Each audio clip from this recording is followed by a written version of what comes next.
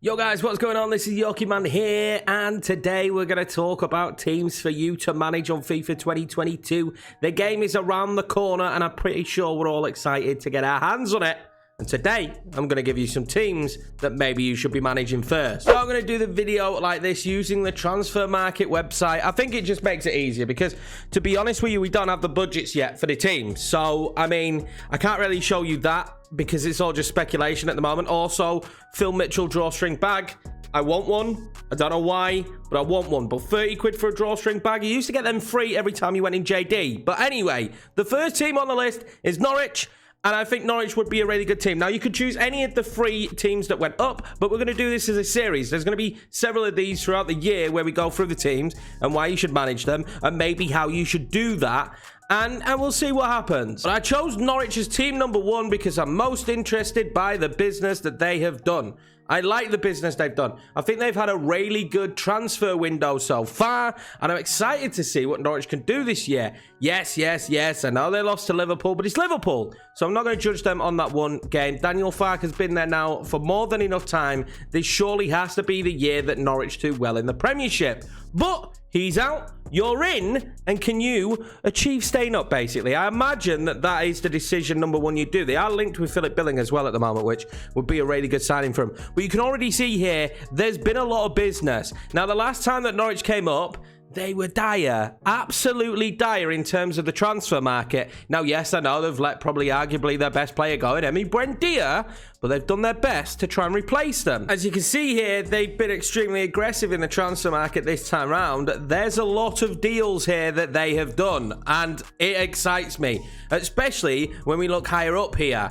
Milo Rashia is a player that I really like. They've stolen him from a Werder Bremen that were underachieving, but he certainly hasn't been, and he's probably going to be your star man in season number 1. But they have also signed the young Greek wonder kid. I can never say this guy's name, but we all know he's a wonder kid. He grows extremely well in FIFA and other football games. He's going to be superb for them, especially in this kind of game where you're doing FIFA. You're going to be able to grow him loads and loads and loads, as well as Josh Sargent. It seems like they've got a pretty decent link with Werder Bremen, or, you know, Daniel Farke's not an idiot, and he's just gone, they're really rubbish right now, and are in dire straits. We're going to steal their best talent. And that's exactly what they've done. I don't know how much Josh will play this season in real life, but imagine if you were doing a save here with Norwich, you would use him a lot. As well as loaning players like Billy Gilmore, they've signed Pierre Lees-Malou as well, who's a very solid central midfielder. Ben Gibson from Burnley. This is a good team this year. This is a far better team than the last team that came up. By retaining players like Todd Cantwell as well as Max Aarons, they've kept a lot of their really good young talent.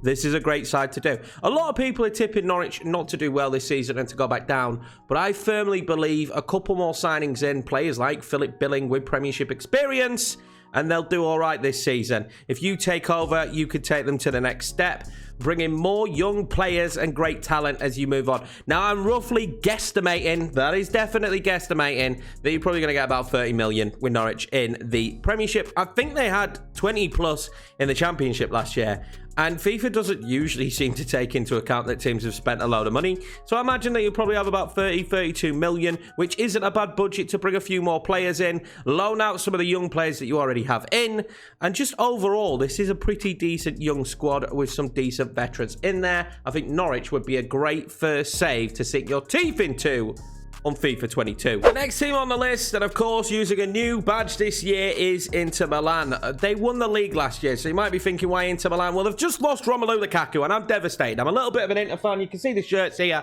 and I'm not happy. You can't see it very well, but the shirt's right there. I'm not happy, right? Okay? I'm not happy, but Romelu Lukaku is gone, so is Hakimi. So you've got a big job on your hands with this team. This will not be easy. As we can see there, with the players out, Politano's leaving, Candreva's leaving, although I'm not actually unhappy about Candreva leaving because I'm not a big fan of him. But Politano leaving, he's not a bad player. He's had good periods on loan. Hakimi, 22-year-old, going to PSG. Now, they brought a lot of money in, which is definitely a good thing because the club was in a really bad position financially, but it still hurts because they've lost Romelu Lukaku. So it will be more of a rebuild. You cannot see Inter Milan repeating what they did last year, as well as now Lautaro Martinez being linked heavily to Tottenham. And you imagine if Harry Kane goes, and he didn't play this weekend, which is a little bit worrying that he is going to leave. that Lautaro Martinez is going to be #1 on Tottenham's hit list. If they lose him as well, they've only signed Edin Dzeko. It's going to be extremely difficult. Now, recently linked with Moise Kean, please happen. There could be a saviour there. They're bringing in some young players again that surely they'll make money off. I'm not saying that they've had horrendous deals. When you look at the amount of money they've made off Lukaku and Hakimi, it's pretty decent. But the club is in a bad position. You're not going to be able to go out there and spend loads of money. You can see right here, they haven't spent much money. Edin Dzeko was free. I do love the signing of Denzel Dumfries.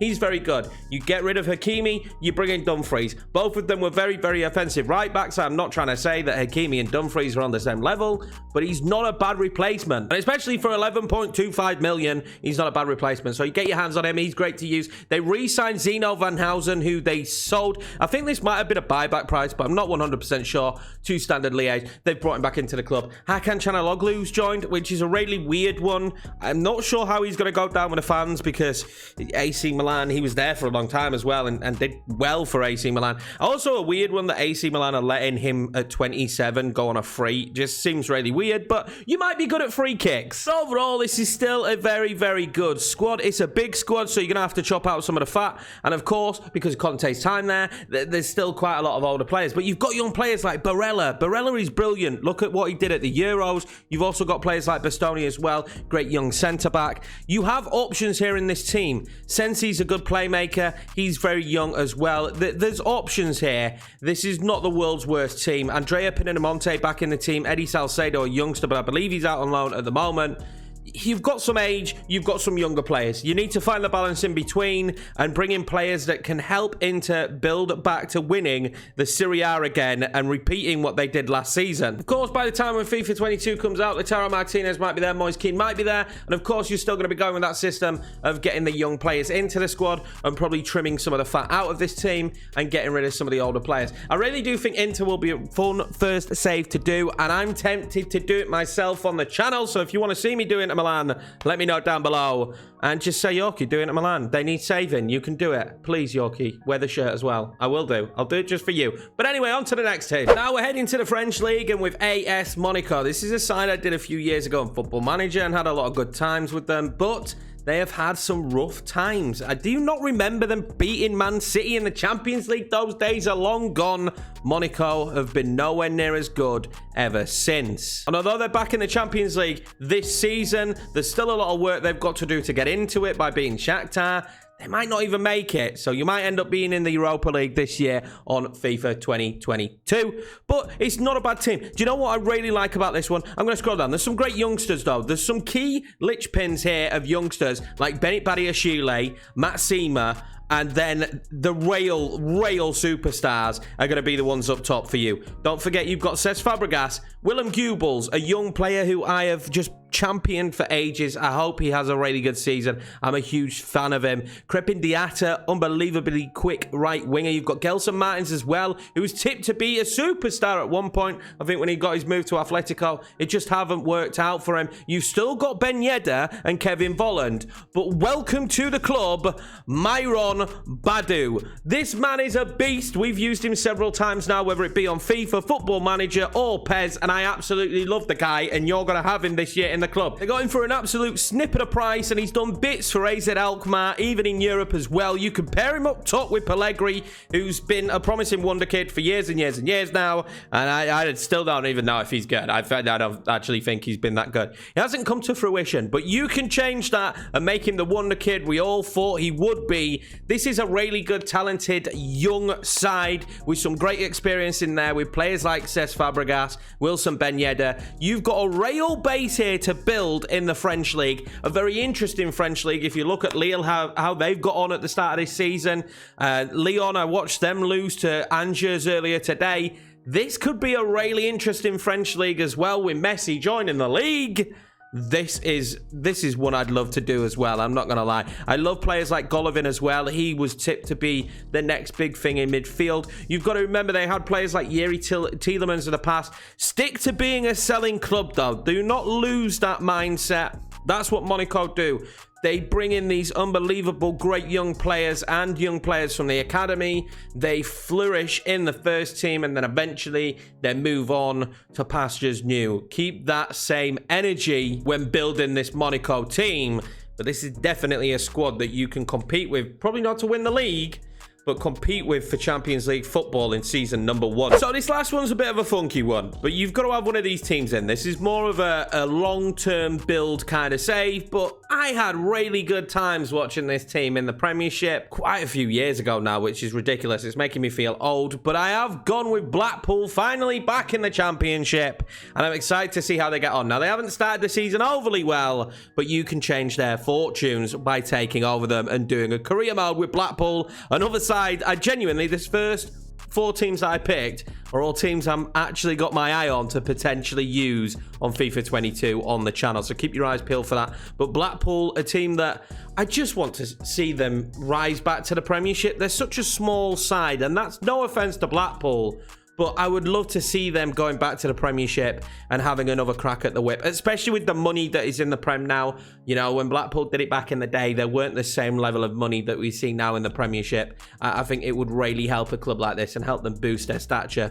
for years to come. And the real only prospect of that happening is if you take over them and help send them back to the top. This is a little bit more of an RTG type of save. I would love to go through the squad, but I don't really know any of these players. I've got to be 100% honest with you. I could lie to you and be like, oh yeah, you know, Grant Ward, he's going to be good for you. I do know Gary Medine actually, but I'm not going to lie to you. This is probably going to be a squad that's fairly unknown. They do have John Jules on loan from Arsenal, but at the end of the day, the whole point of this is to build a club the way you want to build it. Use the youth academy, use those systems to get in great young players, you know, buy low, sell high. That's exactly the way you should be doing it there at Blackpool, and that's exactly the way that if I do them, I will do it as well. But I had to chuck in this kind of team because when we've done these so far, I have chosen the bigger sides because I can give more information on them, and to be honest with you, people tend to look to do bigger teams. But if you're looking for a road to glory to start your year off, do Blackpool. It's not going to be easy. They've probably got one of the lowest budgets.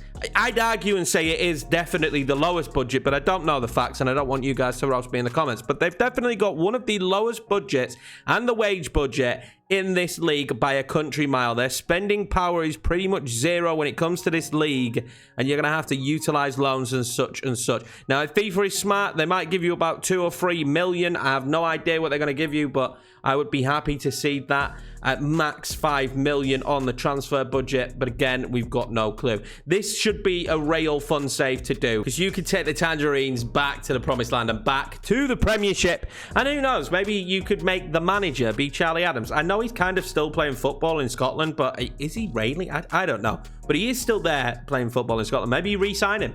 Maybe you bring him in, he retires there, and you make him your assistant coach. Tell a story with this one. I certainly would. But anyway, guys, that's going to be it for the teams in this one. We are going to be making several of these throughout FIFA 2022, and probably maybe 1 or 2 more before the game actually comes out with teams that I think you can manage at the start. So if none of these fit the bill for you, do not worry. There's going to be more videos like this on the channel. So that does tell me that you should be hitting subscribe right now. If you did enjoy this video as well, smash the like button. I've been Yorkiemann. I appreciate the support as per usual, boys, and I will see you in a different version of this, or maybe even in the career modes on the channel. Take care, lads.